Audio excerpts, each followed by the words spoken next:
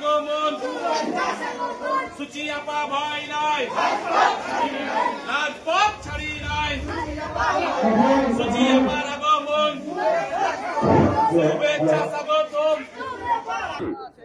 সাথী বন্ধুগণ, আমরা এই স্বাধীনতার বাংলাদেশ জাতীয়তাবাদী দল হাতে রক্ত দিয়ে আসছে 1971 জনাব এম মজিবুল হক মঞ্চে।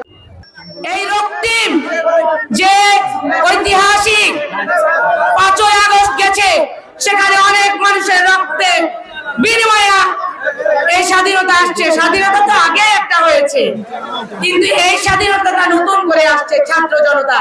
এখানে শুধু ছাত্র জনতার বিজয় ছিল না, এখানে সাধারণ মানুষের বিজয়।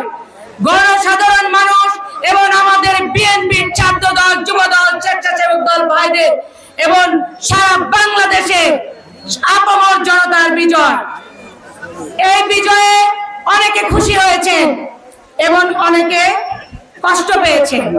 যারা শহীদ হয়েছেন, আমাদের ছাত্র দলের 550 জন ছোট ভাইরা মারা গেছে, গুলিবিদ্ধ হয়েছে, এবং যুব দল এবং বাংলাদেশে সারা বিএনপির সাধারণ জনতা কয়েক হাজার আহত হয়েছে এবং এখনো গুলিবিদ্ধ হয়েছেন, পঙ্গুত্ব বরণ করেছেন, চোখ হারিয়েছেন।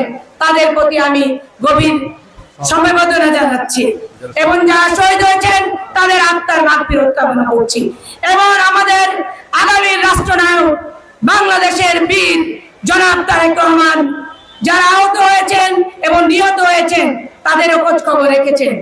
আমাদের গণতন্ত্রের মা, আপসীর নেত্রী, উনি একজন মহিষী নারী। আজকে 17 বছর জুলুম নির্যাতন সহ্য করে উনি এত কষ্ট করে টিকে আছেন আপনাদের ভালোবাসায়। আমরা চাই বাংলাদেশের সুন্দর একটা বাংলাদেশ হোক, নতুন বাংলাদেশ হোক, এবং এই বাংলাদেশে আগামী রাষ্ট্রনায়কের হাতে ইনশাআল্লাহ গণতান্ত্রিক পদ্ধতিতে নির্বাচনের মাধ্যমে এই অধিকার ফিরে পেতে চায়। এই যে আওয়ামী লীগের কথা বলি, দেখেন আপনারা কম কিন্তু জুলুম নির্যাতন করেন নাই। আমাদের না চলে ছাত্র দল, যুব দল এবং বিএনপি মূল দল, স্বেচ্ছাসেবক দল, এমন কোন মানুষ ছিল না যাদের বাড়িতে প্রশাসন ভাইদের অন্যায় অত্যাচার জুলুম নির্যাতন ছিল না। আমি অবশ্য প্রশাসন ভাইদের দৃষ্টি আকর্ষণ করে বলছি, তাদের আমি খুব একটা দোষ দিব না। এখানে ফ্যাসিস্ট হাসিনা, তার জন্য তারা হুকুম পালন করতে বাধ্য হয়েছিল, এখানে ওনাদের কিচ্ছু করার ছিল না। যাই হোক, আমি নাচলের সন্তান, আমাকে আপনারা সবাই চিনেন। এই স্বৈরাচারী ফ্যাসিস্ট হাসিনার বিদায় করতে অনেক কষ্ট করতে হয়েছে, সবাইকে অনেক জুলুম নির্যাতন, ত্যাগ এবং গুম হয়েছে। আমাদের সাধারণ মানুষরা অনেক গুম হয়েছে, শুধু আমাদের বিএনপি নেতা কর্মী বললে ভুল হবে, সাধারণ অনেক মানুষ।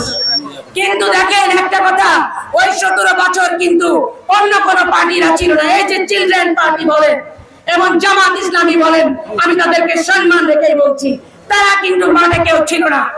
একটা 10টা পয়সা তাদের খরচ করতে হয় নাই।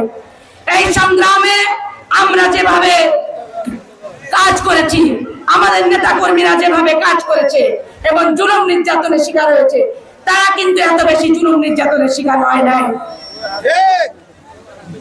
যাই হোক, সামনে উপস্থিত মা বোনেরা, আমার এলাকায় এই নাচল 3 থানা, নাচল বলা, গমস্তাপুর, সব মহিলা ভোটারই বেশি।